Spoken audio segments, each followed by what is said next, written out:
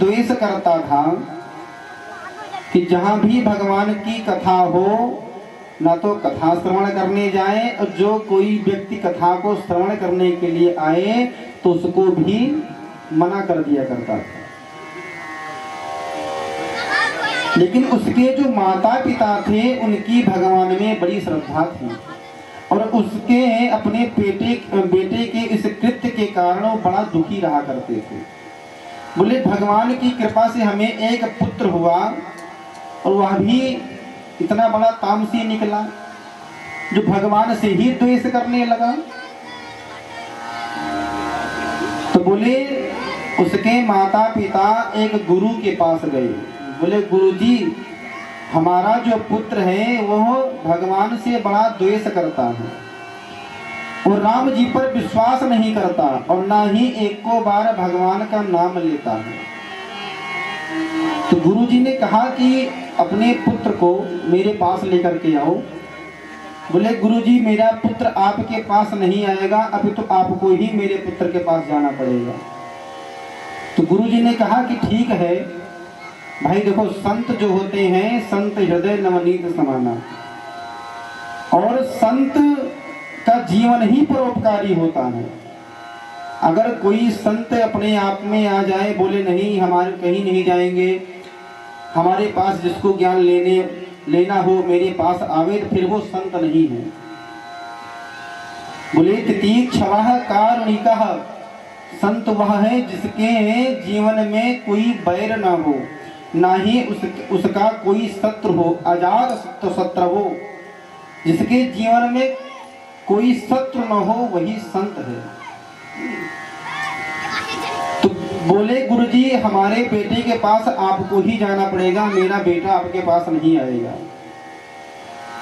तो संत अगर किसी का जीवन न सुधार दे तो उसके संत बनने का कोई अर्थ ही नहीं निकलता।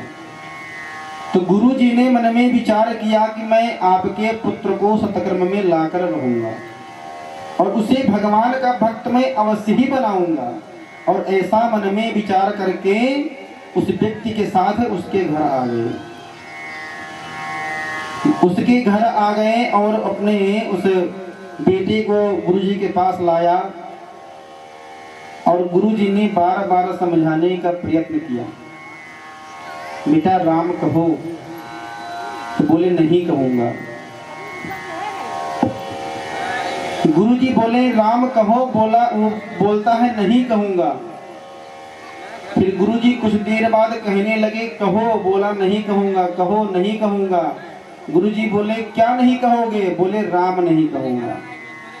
जीवन पर्यंत उसने सिर्फ एक ही बार भगवान का नाम लिया, क्या? बोला राम नहीं कहूंगा, एक ही बार राम नाम लिया है। तो गुरु जी ने कहा कि जो राम नाम की औषधि है वो तो हमने तुमको एक बार जाने अनजाने में एक बार तो नाम तुम्हारा उच्चारण करवा ही लिया है। तो उस व्यक्ति ने कहा कि एक बार राम नाम लेने से क्या फल प्राप्त होगा? तो गुरु जी ने कहा बेटा, यह जो एक बार तुमने जीवन पर्यंत राम नाम लिया है ना, इसका फल जा करके तुम जब तुम्हारी मृत्यु होगी, जब यमराज के दूत तुम्हें लेने के लिए आएंगे तो उनसे इसका फल पूछना कि एक बार राम नाम लेने से क्या फल प्राप्त होता है। समयानुसार उसकी मृत्यु हुई, और जब यमराज के दूत उस व्यक्ति को लेने के लिए आए और जब उसकी संपूर्ण जीवन की हिस्ट्री खोली गई तो उसके जीवन में एक ही बार राम नाम लिया गया था। अब एक बार राम नाम बोलने का क्या पुण्य प्राप्त होता है वह तो यमराज के दूत को भी नहीं पता। बोले जो एक ही बार राम नाम बोला हो उसको क्या पुण्य दिया जाए? तो बोले यमराज के दूत ले गए यमराज जी के पास। बोले अब आप ही इसके जीवन का लेखा जोखा करिए, यह तो जीवन में एक ही बार राम नाम लिया है। तो जब यमराज जी उसके जीवन की हिस्ट्री खोलते हैं तो वह भी हाथ खड़ा कर देते हैं। बोले इसने भी जीवन में एक बार राम नाम लिया है, और एक बार राम नाम लेने का क्या फल होता है यह तो मुझे भी नहीं पता। फिर बोले यमराज जी उस पापी व्यक्ति को लेकर के कहाँ पहुंचे? ब्रह्मा जी के पास। ब्रह्मा जी के पास पहुंचे, ब्रह्मा जी ने भी हाथ खड़ा कर दिया। बोले एक बार राम नाम लेने का क्या फल प्राप्त होता है यह तो मुझे भी नहीं पता है। बोले तब बोले यमराज जी और ब्रह्मा जी लेकर कहाँ पहुंचे? शंकर जी के पास। शंकर जी के पास पहुंचे तो शंकर जी ने भी कहा भैया एक बार राम नाम इसने इतनी बड़ी जीवन में एक बार ही लिया है और एक बार लेने का क्या फल प्राप्त होता है यह तो मुझे भी नहीं पता। अब न यमराज को पता है, न ब्रह्मा जी को पता है, न शंकर भगवान को पता है। तो बोले तब बोले अब इसका फल उसी से जाकर के पूछो जिसका यह नाम है। किसका नाम है? बोले भगवान विष्णु का।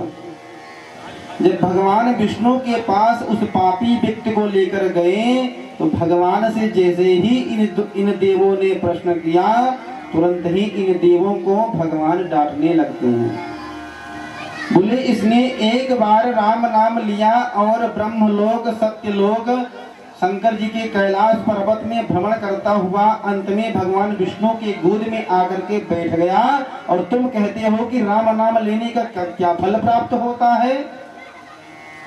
तो इसलिए एक बार राम नाम लेने का बड़ा ही महत्व है। वह तीनों लोकों में भ्रमण करके अंत में भगवान विष्णु की गोद को प्राप्त हुआ। यह है राम नाम की महिमा। इसलिए स्तोभन हेरन में बाबा, हिलते डुलते उठते बैठते चलते फिरते। संत लोग से अगर आप बात करेंगे तो संत लोग से अगर आप पूछेंगे कि संत जी आप कहाँ से आ रहे हैं तो बोलेंगे राम अभी आकर के बैठा हूँ। वो हर शब्द में राम आगे लगाकर ही बोलेंगे। बोले आप अगर पूछेंगे महात्मा जी आप कितने दिन रुकेंगे तो बोले राम जी जितना दिन रुकेंगे उतना दिन रुकेंगे। कहते हैं कि नहीं कहते हैं?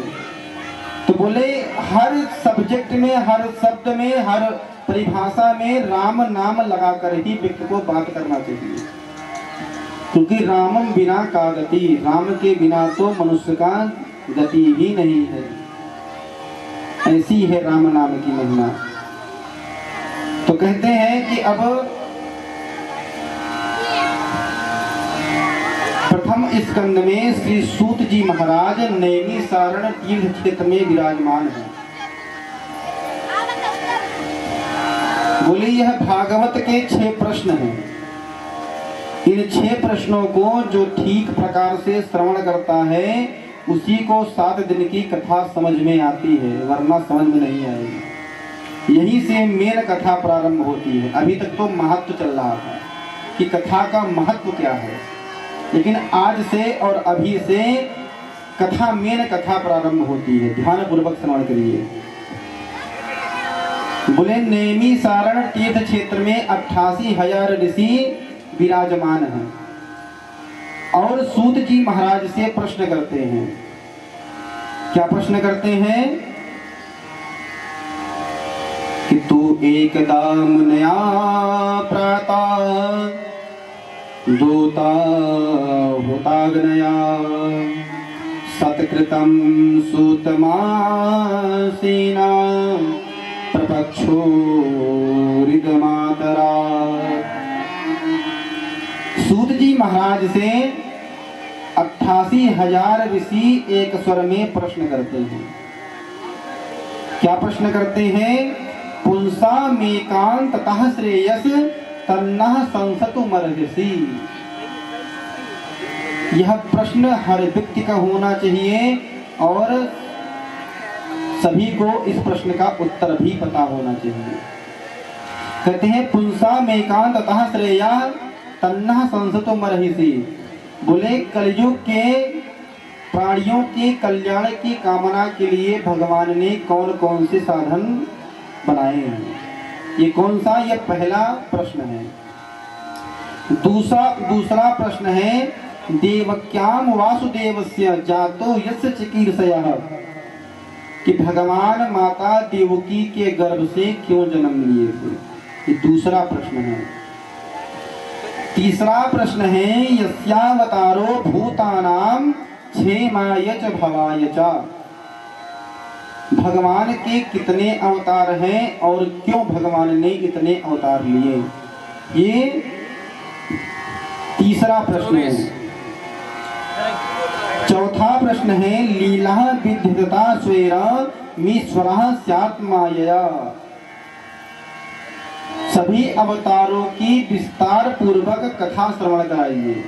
भगवान की कितने अवतार हैं और उन सभी अवतारों की कथा ध्यान पूर्वक श्रवण कराइए।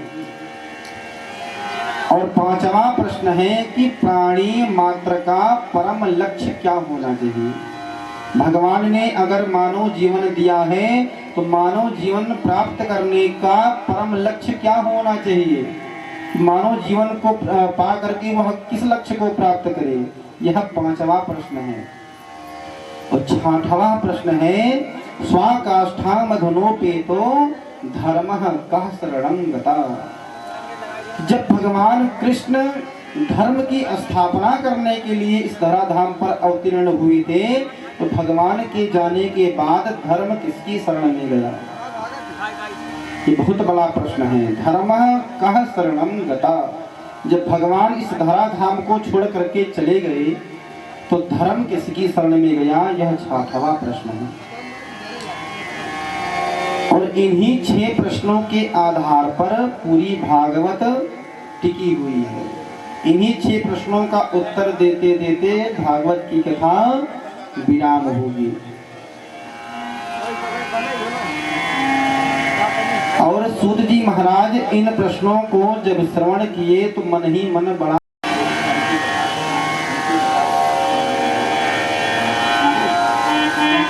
बोले गुरुदेव भगवान की, सुखदेव जी महाराज की। ओ हरि की कथा सुनाने वाले, मंगल गान सुनाने वाले, हरि की कथा सुनाने वाले, मंगल गान कराने वाले, तुमको लाखों प्रणाम, तुमको लाखों प्रणाम। कथा सुनाने वाले, मंगल गान कराने वाले, तुमको लाखों प्रणाम, तुमको लाखों प्रणाम, तुमको लाखों प्रणाम, तुमको लाखों प्रणाम, प्रणाम, तुमको लाखों प्रणाम। हरि बोल।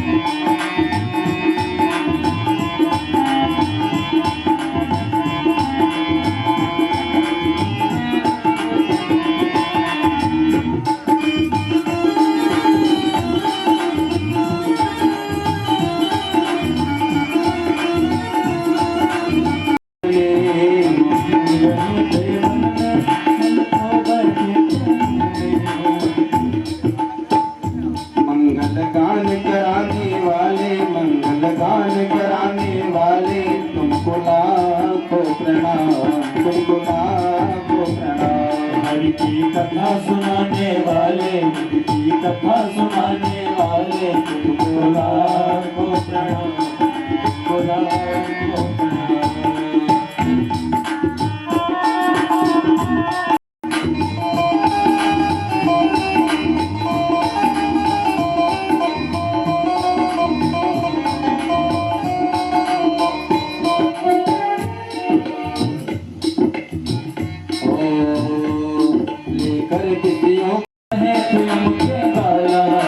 लेकर विषयों का प्याला, चाह रहे थे यम के काला।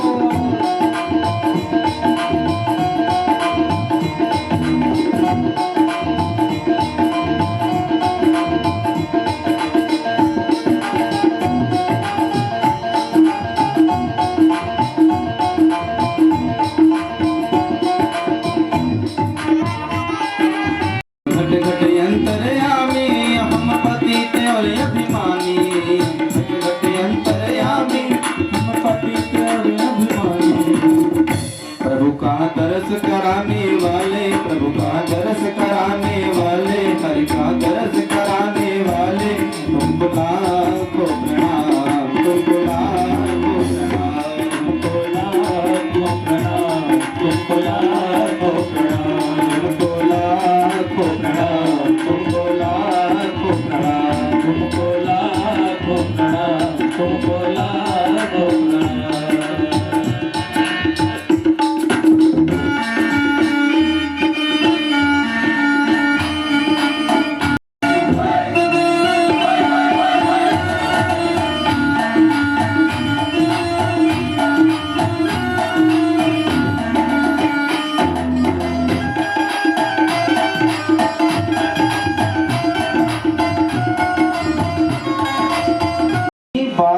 के बाद हो रहा है।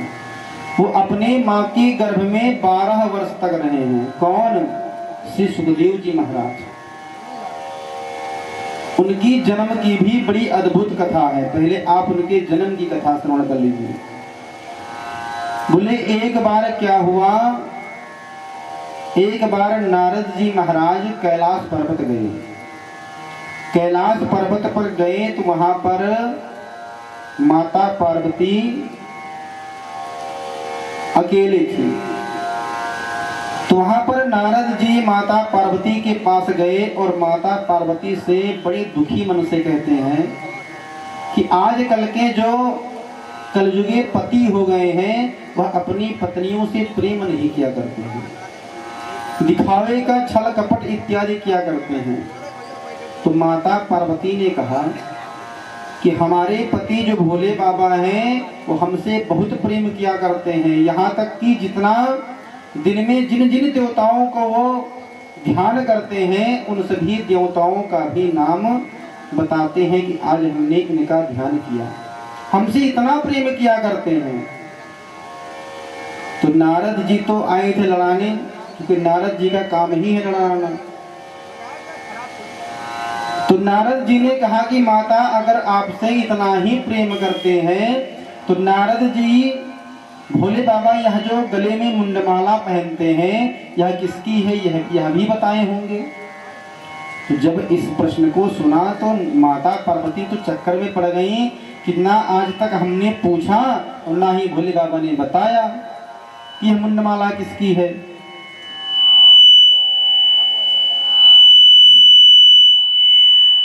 तो माता पार्वती ने क्या किया, बोली रुष्ट होकर के को भवन में चली गई। पहले के राजा महाराजा लोग जब घर बनवाते थे तो एक को भवन बनवाते थे।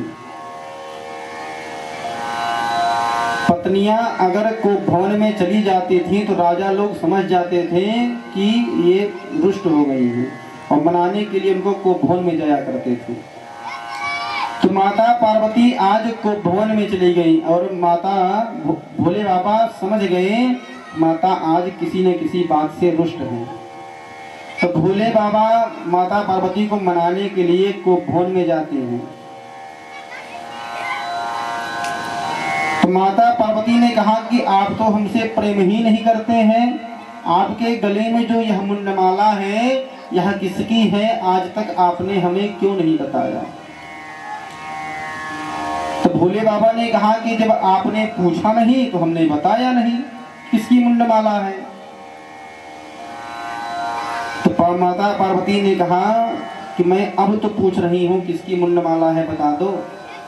तो भोले बाबा ने कहा कि मैं यह गले में जो मुंडमाला धारण करता हूँ यह किसी और की नहीं अपितु यह आपकी ही मुंडमाला है। तो माता पार्वती हंसने लगती है, कहती हैं कि हम आपके सामने साक्षात रूप से खड़े हैं और आप कह रहे हैं कि आपकी मुंडमाला है, आप हमसे इतना झूठ क्यों बोल रहे हैं। तो भोले बाबा ने बताया कि माता आपका यह जो शरीर है यह पंच तत्वों से मिलकर के बना हुआ शरीर है, आज है यह कल समाप्त हो जाएगा, लेकिन हमारा जो शरीर है ये परम सत्य है, ये टलने हटने वाला नहीं है। तो माता पार्वती ने कहा कि आप कौन सी जड़ी बूटी पी रखे हैं कि आपकी मृत्यु नहीं होती, हमारी मृत्यु हो जाती है। जिस जड़ी बूटी को आप पी करके रखे हैं वही जड़ी बूटी हमें भी पिलाइए और हमारी भी मृत्यु ना हो। तो भोले बाबा ने कहा कि देखो देवी, हमने अमर कथा का पान कर रखा है। जो कोई व्यक्ति अमर कथा को सुन लेता है उसकी मृत्यु नहीं होती। तो माता पार्वती ने कहा कि इस अमर कथा को हमें भी श्रवण कराइए। बोली अमर कथा को मैं श्रवण तो करा दूंगा, लेकिन जब कथा प्रारंभ होगी तो साथ साथ में आपको हुकारी भरनी है। अगर तुम्हारी हुकारी बंद हो गई तो कथा भी वहीं बंद हो जाएगी। तो माता पार्वती को तो अमर होना था, तो माता पार्वती भोले बाबा के शर्त को मान लेती हैं। कहती हैं कि आप कथा श्रवण कराइए और मैं हुकारी भरती रहूंगी। भोले बाबा ने कहा ठीक है। कथा श्रवण कराने के लिए कहा गए। बोले कैलाश पर्वत के पास एक बट वृक्ष का पेड़ था। उसी बट वृक्ष के नीचे व्यास गद्दी लगी और भोले बाबा कथा श्रवण कराना प्रारंभ कर दिए। और माता पार्वती कथा को श्रवण कर रही हैं और हुकारी भरती जा रही हैं। भोले बाबा एक दिन तक 2 दिन तक कथा श्रवण करा रहे हैं और माता पार्वती हुकारी भर रही हैं। जैसे ही कथा का तीसरा दिवस लगा तुरंत ही माता पार्वती को निद्रा महारानी घेर लेती है। निद्रा महारानी ने घेर लिया और माता पार्वती निद्रा से व्याकुल होकर के धरती पर गिर जाती है। और भोले बाबा कथा को श्रवण ही करा रहे हैं। तो जिस बट वृक्ष के नीचे बैठ करके कथा को श्रवण करा रहे थे उसी बट वृक्ष के ऊपर एक सुक यानी कि तोता अपने अंडे को दे रखा था और वह अंडे में बैठा हुआ बच्चा कथा को श्रवण कर रहा था। और वह कथा को श्रवण कर रहा था। जब हुकारी भरना बंद हो गया तो अंडे में बैठे हुए बच्चे ने सोचा कि हुकारी तो बंद हो गई, कहीं कथा ना बंद हो जाए। तो तुरंत ही वह अंडे से बाहर निकल करके कथा में हुकारी भरना प्रारंभ कर देता है और कथा में हुकारी भरने लगा। 7 दिन की कथा का विश्राम हुआ और विश्राम होने के उपरांत जब भोले बाबा की दृष्टि खुली तो क्या हुआ? बोले माता पार्वती तो धरती पर पड़ी हुई सो रही है। तो तुरंत ही भोले बाबा ने विचार किया कि माता पार्वती तो धरती पर पड़ी हुई सो रही है, फिर ये हुकारी कौन भर रहा था? तो तुरंत ही चारों ओर दृष्टि डालकर जब देखते हैं तो बट वृक्ष के ऊपर एक सुक का पुत्र हुकारी भर रहा था। तुरंत ही भोले बाबा त्रिशूल को लेकर के उसके पीछे पीछे दौड़ते हैं और तोता आगे आगे उड़ता हुआ जाता है।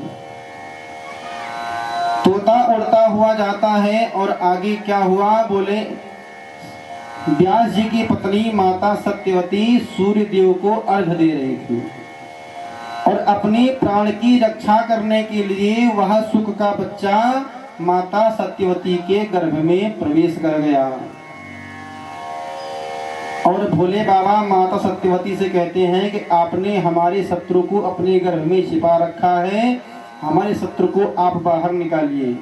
तो माता सत्यवती ने समझाया कि बाबा आप कोई साधारण कथा नहीं श्रवण करा रहे थे, आप अमर कथा का पान करा रहे थे और यह जो मेरा पुत्र है यह अमर कथा का गान श्रवण कर चुका है। अब तो आपके साथ साथ यह भी अमर हो गया है। तो इसलिए आप अपने क्रोध को त्यागिए और अपने कैलाश को वापस जाइए। और भोले बाबा माता सत्यवती की बात को मान जाते हैं और पुनः अपने कैलाश की ओर लौट जाते हैं। और वही श्री सुखदेव जी महाराज अपनी माता के गर्भ में 12 वर्षों तक विद्यमान रहते हैं, गर्भ से बाहर ही नहीं निकलते। इतना गर्भ से तेज निकलने लगता है कि तीनों लोक में तेजमान दिव्य जलन उत्पन्न होने लगता है।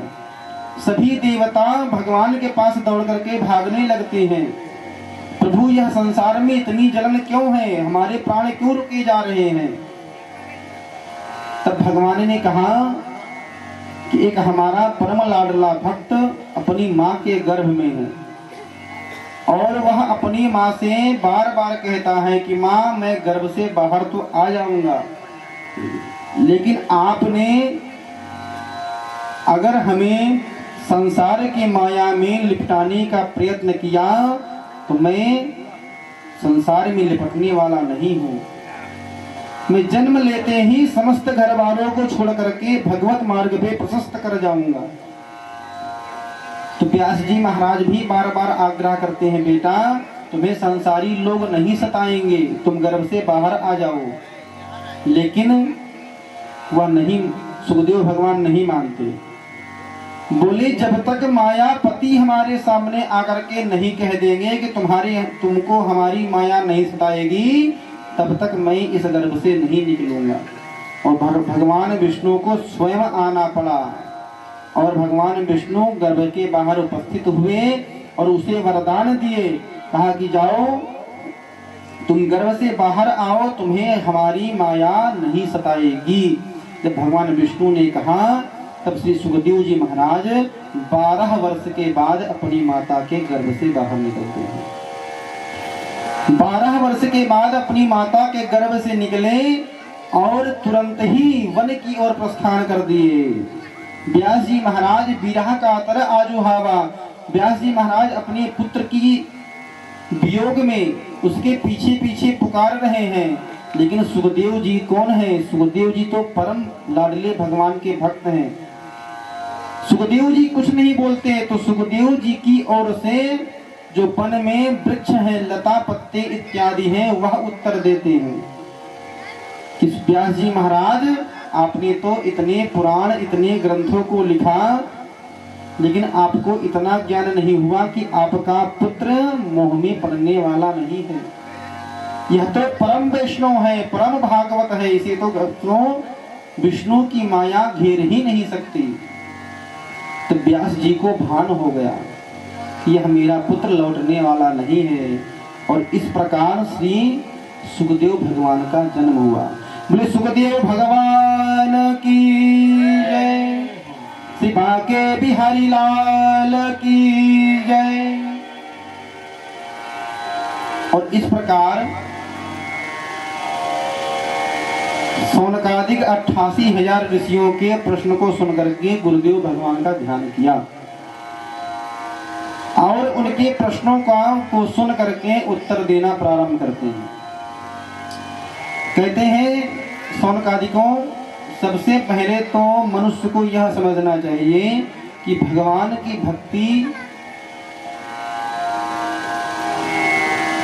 भक्ति जो होनी चाहिए वो कामना रहित नहीं होनी चाहिए।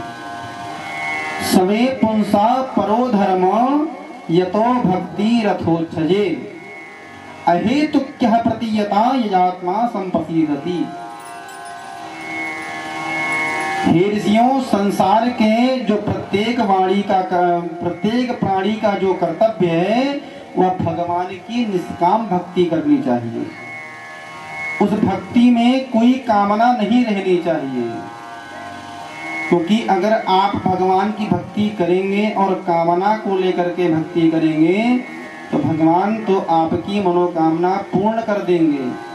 भगवान स्वयं कर कहते हैं कि भोग मगे तो भोग दे डारू, योग चाहे तो योग दे डारू। जो मेरा भक्त न लेन न देन करे, वाको मैं अपने आप दे डारू। बोले जो भक्त मुझसे योग मांगता है मैं उसे योग दे देता हूँ। जो मुझसे भोग मांगता है, संसार की वस्तु मांगता है, मैं उसे संसार की वस्तु दे देता हूँ। लेकिन जो भक्त लेन न देन करे, वाको मैं स्वयं ही दे डालूं। भगवान कहते हैं कि जो भक्त हमसे लेन देन की बात नहीं करता उसको मैं अपने आप को ही दे देता हूँ। तो ऐसे भगवान की भक्ति कैसे होनी चाहिए? बोले भगवान की भक्ति निष्काम होनी चाहिए, उसमें कामना नहीं होनी चाहिए। आपको क्या चाहिए क्या नहीं चाहिए यह भगवान को अच्छी तरीके से पता है। लोग जाते हैं मंदिरों में भगवान के सामने, मन में पता नहीं क्या मन लगाते हैं। तो भक्ति ऐसी नहीं होनी चाहिए। भगवान का दर्शन करने आप जाते हैं, भगवान से मांगने नहीं जाते हैं। किसी से पूछो भैया आज मंगलवार है हनुमानगढ़ी चलोगे, तो बोले हाँ भैया दर्शन करने चलना है। लेकिन दर्शन करने जाएंगे तो वहाँ हाथ जोड़ के मन करेंगे, पता नहीं क्या। तो भगवान को क्या चाहिए अगर बताना पड़े, फिर वो भगवान कैसा। अगर आपको बताना पड़े कि भगवान हमें यह चाहिए, फिर तो भगवान रहा ही नहीं। क्योंकि बताना तो सांसारिक व्यक्ति को चाहिए ना। बेटा अपने पिता से मांगता है कि पिताजी हमको यह चीज दे दीजिए, लेकिन कभी कभी पिता बिना बताए ही जान जाता है कि पुत्र को क्या चाहिए। जानता है कि नहीं जानता है? कौन कह रहा नहीं जानता?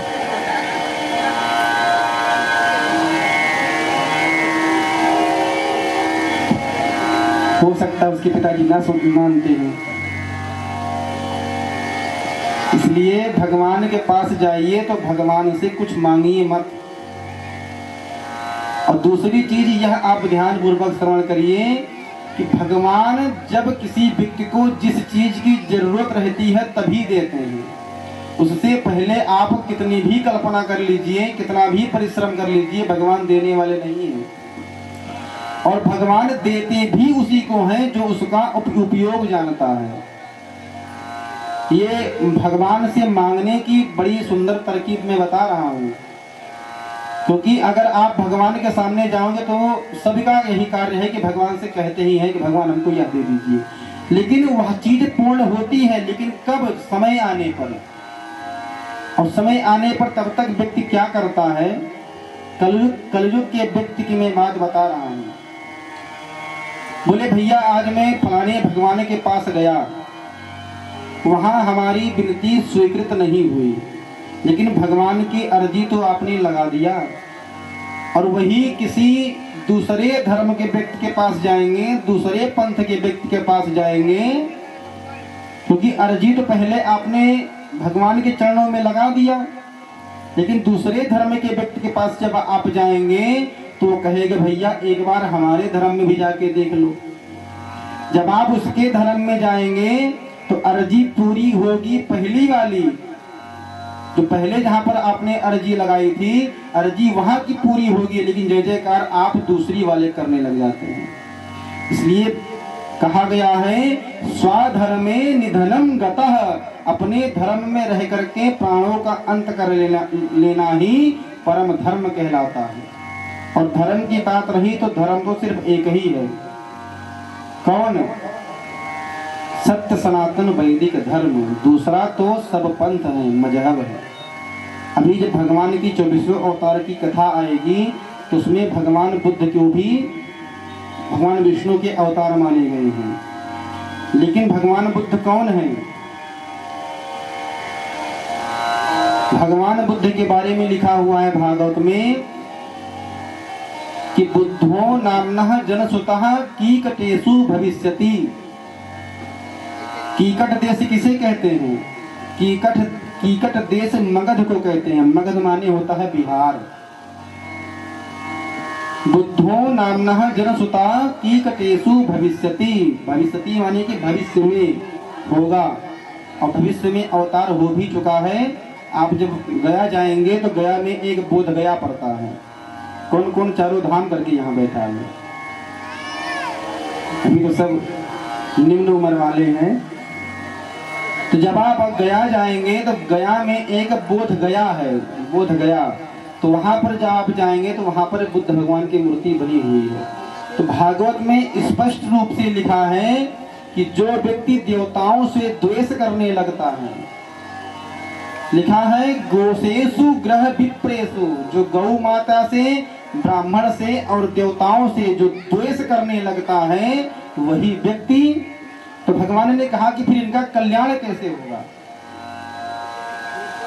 अगर कोई व्यक्ति देवताओं से द्वेष करने लग जाए, गाय माता से द्वेष करने लग जाए, ब्राह्मणों से द्वेष करने लग जाए, तो भगवान ने कहा कि फिर इनका कल्याण कैसे होगा? तो तो भगवान ने कहा कि इनका कल्याण करने के लिए हमें ही दूसरे रूप में अवतरित होकर के आना पड़ेगा। बोले कुछ व्यक्ति को दान नहीं पसंद है, कुछ व्यक्ति को भगवान की भक्ति नहीं पसंद है, तो ऐसे व्यक्ति क्या करते हैं, बोले भैया इन सभी चीजों में पढ़ना ही नहीं है, अपना धर्म में परिवर्तन कर दो। करते नहीं करते हैं लोग। लेकिन भगवान ने कहा कि स्वधर्मा निधनम गता, जो व्यक्ति अपने धर्म में रह करके अपने प्राणों का अंत करता है उसी को मैं परम पद की प्राप्ति करवाता हूँ। और भगवान विष्णु तो स्वयं कर कहते हैं कि अहम त्वाम सर्व पापेभ्यो मोक्ष इष्यामि मा शुचा। अगर तुम सर्व धर्मान परित्यज्य, इतनी बड़ी बात कोई नहीं कहेगा, सर्व धर्मान परित्यज्य मामेकम शरणं व्रज, सभी धर्मों को छोड़ करके अगर तुम हमारी शरण में आते हो तो क्या करेंगे, बोले अहम त्वाम सर्व पापेभ्यो मोक्ष इष्यामि मा शुचा, मैं तुम्हारे सारे पापों को हर करके तुम्हें परम निर्मल बना दूंगा। ये कौन कहता है, भगवान कहते हैं। तो भागवत में लिखा है कि जो व्यक्ति भगवान बुद्ध की शरण में जाता है वो राक्षस व्यक्ति कहलाता है। स्पष्ट रूप से लिखा है, अभी नीचे उतरूंगा तो जो किसी को देखना होगा वो देख लेगा। वो कौन है, बोले वो राक्षस है और कोई नहीं है, क्योंकि भगवान ने स्पष्ट रूप से कह दिया है कि गोसेषु ग्रह विप्रेषु इतिहास पुराणानि वेद शास्त्र विधि विना। व्यक्ति कर्म करता है, इतिहास पुराण की बात करता है, लेकिन जो इतिहास और पुराण कहते हैं वही कर्म करना चाहिए। मनमुखी भक्ति व्यक्ति जब करने लगता है तो मनमुखी भक्ति प्रलयकारी हो जाती है, फिर वो कल्याण नहीं कराती, प्रलयकारी हो जाती है। इसलिए हमको मनमुखी भक्ति और कहकुती भक्ति नहीं करनी है। कैसी भक्ति करनी है, इतिहास पुराणानि वेद शास्त्र विधि विना। जो हमारा इतिहास कहता हो, जो हमारा शास्त्र कहता है, जो हमारा वेद कहता है वो कर्म करना चाहिए। अगर आप अपने धर्म से विमुख हो जाएंगे तो पुनरपि जननम पुनरपि मरणम पुनरपि जननी जठरे शयनम। अगर आप भगवान की कहे हुए वाक्य को नहीं मानेंगे तो पुनर्जन्म होगा और फिर आवागमन के चक्कर में आप फंसे के फंसे रह जाएंगे। फिर यह जो आवागमन का चक्कर है इससे आपकी मुक्ति होगी ही नहीं। इसलिए अगर मुक्ति पाना है तो एक ही कार्य करना होगा, क्या, भगवान का नाम। अभी मैंने भगवान के नाम की महिमा बताई है।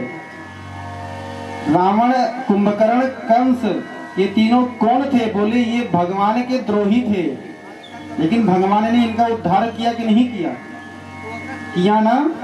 तो भगवान कहते हैं कि जैसे औषधि जानते हैं ना, दवा, औषधि जो जहर की दवा होती है, आप उसे अगर पिएंगे तो जहर की दवा रहेगी तो आपको क्या करेगी, बताइए क्या करेगी, मार डालेगी ना। उसी प्रकार जहर जब अच्छे व्यक्ति को खाने से मृत्यु हो जाती है तो भगवान का नाम क्या करता है, बोला भगवान का नाम परम पद को प्राप्त करा देता है। तो जब भगवान का नाम आप लेंगे तो जैसे औषधि अपना कार्य करती है वैसे ही भगवान का नाम भी अपना कार्य करता है। भाव कुभाव अनक आलसहु नाम जपत मंगल दिसहु। चाहे आप गाली देते वक्त अगर भगवान का नाम ले रहे हैं तभी भी वह अपना कार्य करेगा, क्योंकि जैसे औषधि अपना कार्य करती है वैसे भगवान का नाम भी अपना कार्य करता है। इसलिए स्वधर्मे निधनम गता, अपने धर्म में रह करके अपने प्राणों का अंत करना चाहिए। दूसरों की दिखाई हुई चीज बड़ी अच्छी लगती है।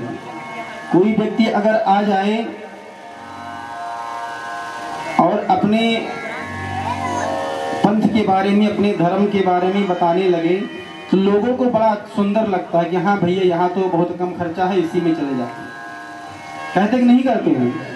लेकिन ऐसा नहीं करना चाहिए। अब हम आपको एक कलयुग का दृष्टांत देते हैं। अगर हमारा पिता कितना भी दुष्ट हो, कामी हो, खल हो, शराबी हो, तो क्या अपने बाप को बाप कहना छोड़ देंगे, बताइए। तो अब कोई भी किसी का बाप कितना अच्छा हो, हमारे लिए तो अच्छा नहीं है, हमारे लिए तो हमारा ही बाप अच्छा है ना।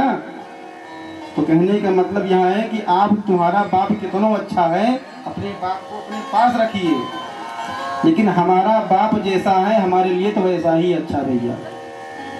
स्वधर्मी निधनम गता, अपने धर्म में रह करके अपने प्राणों का अंत कीजिए। एक बार सभी लोग जयकारा लगाएंगे, बोले बांके बिहारी लाल की।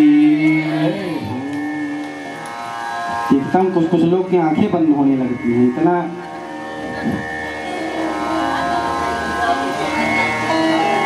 आइए हम सभी श्रवण करते हैं कि भागवत ग्रंथ कैसे तैयार हुआ।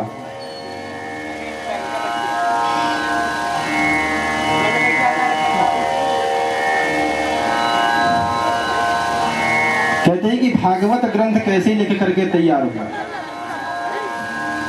कहते हैं कि एक बार श्री व्यास जी महाराज सरस्वती नदी के किनारे बैठ करके कलयुग के कलुषित प्राणियों के कर्म को देखते हैं तो उन्हें बड़ा दुख होता है। कहते हैं कलयुग के प्राणी तो को भोजने धर्म नष्टम, सब भोजन पानी करके अपने दिन को नष्ट करने में लगे हुए हैं। तू नारी जो ओनम हतम, और सब एक दूसरे की नारी का शोषण करने में लगे हुए हैं। जब इस प्रकार से व्यास जी महाराज ने कलयुग के कलुषित प्राणियों को देखा तो बड़ा दुखित हुए। बोले कि अगर इनके कल्याण की कामना के लिए हमने कोई सरलतम साधन नहीं बनाया तो कलयुग के प्राणी तो भक्तिहीन हो जाएंगे, शक्तिहीन हो जाएंगे। फिर क्या करेंगे? तो बोले कलयुग के कलुषित प्राणियों को देख करके श्री व्यास जी महाराज ने 18 पुराण लिख करके रखा। लेकिन 18 पुराण लिखने के बाद भी उनको मन की शांति नहीं मिली, और वो यमुना श्री सरस्वती नदी के किनारे बैठ करके विचार करते हैं कि हमने 18 पुराण लिखे, 6 शास्त्र लिखे, इतने उपनिषद हमने लिख दिया, लेकिन हमारे मन में शांति क्यों नहीं आ रही है। तो तुरंत ही नारद जी महाराज श्रीमन नारायण नारायण करते हुए प्रकट हो गए और कहा कि व्यास जी महाराज, अभी तक आपने जितनी कथाओं का वर्णन किया उन सभी कथाओं में भगवान की ही कथा थी। जब तक आप भक्त और भगवान की कथा नहीं श्रवण कराएंगे तब तक आपका लेखनी पवित्र नहीं मानी जाएगी, संतुष्टिजनक नहीं मानी जाएगी। तो क्या हुआ? बोले व्यास जी महाराज श्री नारद जी महाराज के द्वारा चतुर्श्लोकी भागवत दिया और उसी चतुर्श्लोकी भागवत से श्रीमद् भागवत महापुराण की रचना प्रारंभ हो गई। श्री गणेश जी महाराज इसका लेखन कर रहे हैं और व्यास जी महाराज बोलते जा रहे हैं और इस प्रकार भागवत संहिता लिख करके तैयार हो गई। जब भागवत संहिता लिख करके तैयार हो गई तो बोले इसको पान किसको कराया जाए, इस कथा को श्रवण करने का परम अधिकारी कौन है? क्योंकि इस कथा को श्रवण करने का अधिकारी वही है जिसके अंदर ना ही मद है, ना मात्सर्य है, ना लोभ है, ना काम है। इतना चीज जिसके अंदर नहीं है वही भागवत कथा श्रवण करने का और कहने का अधिकारी है। अगर उसके अंदर कोई कामना है तो वह श्रवण करने का अधिकारी नहीं है। बोले फिर बोले सबसे बड़ा परम ज्ञानी तत्व ज्ञानी तो मेरा पुत्र ही है। अगर हमारे पुत्र इस कथा को श्रवण करने का अधिकारी नहीं है तो संसार में कोई भी व्यक्ति इस कथा को श्रवण करने का अधिकारी नहीं है। कौन है व्यास जी के पुत्र? बोले श्री सुखदेव जी महाराज, जो जन्म से ही वैराग्य धारण कर लिए हैं। बोले वह तो वन में तपस्या करने के लिए गए हैं, उन्हें इस कथा को कैसे श्रवण कराई जाए? तो क्या किए? बोले एक शिष्य को बुलाया और एक श्लोक को रटवा दिया, एक श्लोक को रटवा दिया और कहा कि जाकर के वन में श्री सुखदेव जी महाराज को तुम इस श्लोक को सुना देना। तो कहते हैं कि जब धन के लोभी व्यक्ति को अगर धन दिखाया जाए तो धन को देख करके वह लोभी धन के पीछे ही भागेगा, भागेगा कि नहीं भागेगा। लेकिन उसी प्रकार जो भगवान का भक्त होता है तो भगवान की कथा जहाँ कहीं भी होती है वह भी लोभी की तरह भागते हुआ चला आता है। जो भगवान के कथा के रसिक हैं, लोभी हैं वो। तो क्या हुआ, बोले व्यास जी महाराज ने अपने शिष्यों को एक श्लोक याद करवाया और कहा कि जाओ श्री सुखदेव जी महाराज को इस श्लोक को सुना देना। कौन सा श्लोक सुनाया? बोले बरहा पीडम नटवर वपुहो कर्णयो कर्णिकारम सयायाप्ययदाप्यसोद्भि लेभे गतिम धान्यजितां तमोन्यं तं वदयालुं शरणं प्रपद्ये। बोले अहोबकीयम स्तन कालकूटम, जो पूतना अपने स्तनों में कालकूट नामक जहर लगा करके भगवान को मारने के लिए आई थी और भगवान ने उसे भी परम पद को प्राप्त कराया। ऐसे परम दयालु भगवान हैं। और जब इस श्लोक को श्री सुखदेव जी महाराज ने सुना तुरंत ही कहा कि ऐसे श्लोक और सुनाओ। बोले ऐसे श्लोक अगर और श्रवण करना है तो दौड़ करके अपने पिता के पास जाओ। और तुरंत ही श्री सुखदेव जी महाराज अपने पिता के पास गए और भागवत कथा को यहाँ पर शौनकादिक ऋषियों ने प्रश्न किया, बोले ये परीक्षित कौन है और महाराज सुखदेव ने इनको कथा क्यों श्रवण कराई?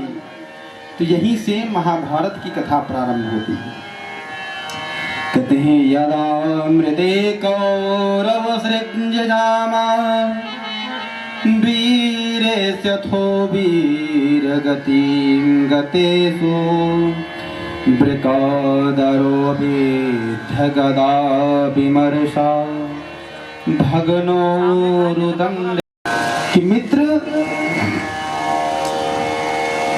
तुम्हारी मानसिक इच्छा थी कि मैं 100 भाई थे लेकिन एक भी नहीं बचे, और पांडव 5 भाई थे वो एक भी नहीं मरे।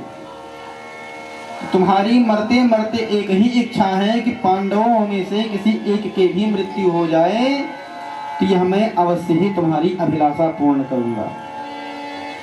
अश्वत्थामा जुनून में कहता है कि मित्र तुम एक की बात करते हो, मैं अभी जाता हूँ 5 के 5 पांडवों के सिर को काट करके तुम्हारे चरणों में भेंट कर दूंगा। और तुरंत ही वह अश्वत्थामा प्रण करके चल देता है। रात्रि का समय था। वह एक वृक्ष के नीचे बैठ करके मन में विचार करता है कि हमने दुर्योधन से तो यह प्रण ले लिया कि तुम एक की बात करते थे, हम 5 का सिर ला करके तुम्हारे चरणों में रख देंगे, लेकिन यह हम करेंगे कैसे? तो जिस वृक्ष के नीचे वह बैठ करके यह सोच रहा था, उसी समय उसने अपनी आंखों से क्या देखा कि एक उल्लू आया और सोते हुए पक्षियों को मार करके खा गया, क्योंकि उल्लू को रात्रि में दिखाई देता है। तो उल्लू आया और उन पक्षियों को, सोते हुए पक्षियों को मार करके चला गया। तुरंत ही अश्वत्थामा ने मन में विचार किया कि क्यों ना हम भी 5 पांडवों को सोते हुए जाकर के मार दें, क्योंकि युद्ध भूमि में दुर्योधन जैसे, भीष्म पितामह जैसे बड़े बड़े महान योद्धा जब 5 पांडवों को नहीं मार सके तो हमारे बस की बात नहीं हो सकती। तो अश्वत्थामा ने क्या किया, बोले सोते हुए 5 पांडवों को मारने का प्रयत्न करने लगा। लेकिन भगवान सब जानते हैं, भगवान जान गए कि आज अश्वत्थामा रात्रि के समय में आएगा। तो जहां पर 5 पांडव शयन किया करते थे वहां पर आज भगवान ने पांचों पांडवों के पुत्र को सुला दिया। क्योंकि कहा गया है, जाको राखे साइया मार सके ना कोई। जिसको भगवान बचाना चाहते हैं उसको संसार के व्यक्ति क्या कर सकते हैं। बाल न बाका कर सका, उसका तो एक बाल भी बाका नहीं हो सकता जिसको भगवान बचाना चाहते हैं। तो अश्वत्थामा रात्रि के समय में विचार करके पांचों पांडवों को मारने के लिए चल पड़ा।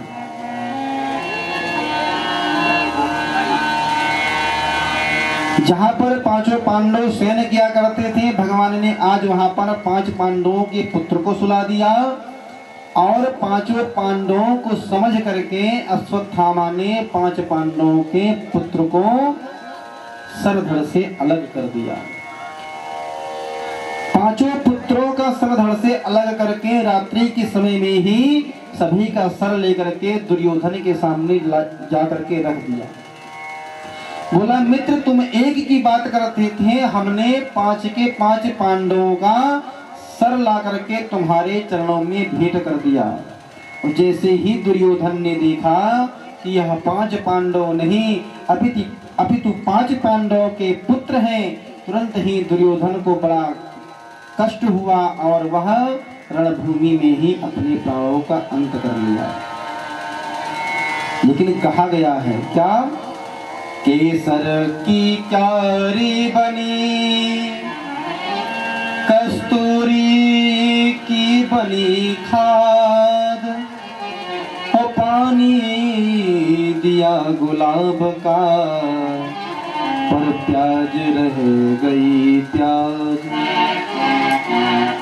अगर आप खेत में प्याज बोते हैं, प्याज, तो उसमें आप केसर का क्यारी बना दीजिए, कस्तूरी की खाद बना दीजिए और गुलाब जल का जो पानी होता है उसको दीजिए, तो क्या वह प्याज में मिठास आएगी? कस्तूरी की बनी खाद और पानी दिया गुलाब का, लेकिन प्याज रह गई प्याज। तो बुरे व्यक्ति को आप कितना भी सत्संग देने का प्रयत्न करेंगे, कितना भी ज्ञान देने का प्रयत्न करेंगे, लेकिन अंत में वो आपको ही ज्ञान देने लग जाएंगे। ये बुरे व्यक्ति का क्या है, लक्षण है। तो दुर्योधन मरते मरते मन में विचार किया कि हम 100 थे, 100 में से एक भी नहीं बचे, वो 5 थे, 5 में से एक भी नहीं मरे। और इस कारण से हुआ क्या, बोले ना 5 पांडव मरे, मरना किसको पड़ा, 5 पांडवों के पुत्र को। गलती किसी की भोगना किसी को पड़ा। लेकिन 5 पांडवों की जब पुत्रों का हनन हो गया, मृत्यु हो गई, तो द्रौपदी जैसे ही सुनी तुरंत रुदन करने लगती है। माता शिशूनां निधनं शिशूनां निशम्य घोरं परिताप्यमानां। कहती है माता शिशूनाम निधनम शिशूनाम। जब माता द्रौपदी ने अपने पुत्रों के मरण की बात को सुना, तुरंत ही रुदन करने लगती हैं, रुदन करती हैं। और तुरंत ही अर्जुन ने द्रौपदी से सांत्वना देने के लिए कहा कि द्रौपदी तुम रुदन क्यों कर रही हो, मैं अभी चाहता हूं और उस दुष्ट अश्वत्थामा को मार करके तुम्हारे चरणों में भेंट करता हूं और तुम उसके शरीर पर खड़ी हो करके अपने पुत्रों का अंत्येष्टि कर्म करना। इस प्रकार अर्जुन ने माता द्रौपदी को सांत्वना दिया और भगवान को आज्ञा दिया। तुरंत भगवान रथ हाँकना प्रारंभ कर दिए। अर्जुन रथ पर सवार हो गए और क्या हुआ, अश्वत्थामा आगे आगे और भगवान का रथ पीछे पीछे। अश्वत्थामा अपने प्राणों को बचाने के लिए इधर उधर भटक रहा है। अंत तो गत्वा क्या हुआ, बोला अश्वत्थामा अपने प्राणों की रक्षा के लिए क्या किया, ब्रह्मास्त्र चला देता है। जब ब्रह्मास्त्र चलाया तो अर्जुन ने पूछा भगवान से कि प्रभु अश्वत्थामा ने तो ब्रह्मास्त्र का संधान कर दिया है, अब मुझे क्या करना चाहिए। तो भगवान ने कहा जिस प्रकार विष की औषधि विष होती है, उसी प्रकार ब्रह्मास्त्र की औषधि ब्रह्मास्त्र होती है। अगर तुम अपने प्राणों की रक्षा करना चाहते हो तो तुम भी ब्रह्मास्त्र चला दो। और इधर से अर्जुन ने ब्रह्मास्त्र चलाया, दोनों ब्रह्मास्त्र आपस में लड़ करके समाप्त हो गए और तुरंत अर्जुन दौड़ करके अश्वत्थामा को पकड़कर रथ पर पटक देते हैं। रथ पर पटक दिया और ला करके माता द्रौपदी के चरणों में छोड़ देते हैं। और जब माता द्रौपदी के चरणों में अश्वत्थामा को छोड़ा तो तुरंत ही द्रौपदी एक ही पुकार लगाती है, मुच्यताम मुच्यताम ये ब्राह्मणो नितराम गुरु। माता द्रौपदी कहते हैं मुच्यताम मुच्यताम ये सब, हे अर्जुन इसे छोड़ दो, इसे छोड़ दो। बोले ब्राह्मणों नितराम गुरु, ये अश्वत्थामा कौन है। बोले ये द्रोणाचार्य का पुत्र है और इस कारण से गुरु पुत्र होने के कारण यह हमारे लिए भी पूजनीय है। ब्राह्मणों नितराम गुरु, यह गुरु है हमारे कुल का। तो भगवान से माता द्रौपदी पूछती हैं कि इसके साथ क्या करना चाहिए। तो भगवान कहते हैं किन किन व्यक्ति को नहीं मारना चाहिए, इसको ध्यान पूर्वक सुनिए। मत्तम प्रमत्तम उन्मत्तम सुप्तम बालम स्त्रियाजड़म प्रपन्नम विरथम भीतम नरिपुम हंत धर्मवे। बोले सबसे पहले मत्तम, जो अपने में मस्त हो, जो अपने में मस्त हो उस व्यक्ति को नहीं मारना चाहिए। प्रमत्तम, मत्तम प्रमत्तम, प्रमत्तम माने होता है असावधान।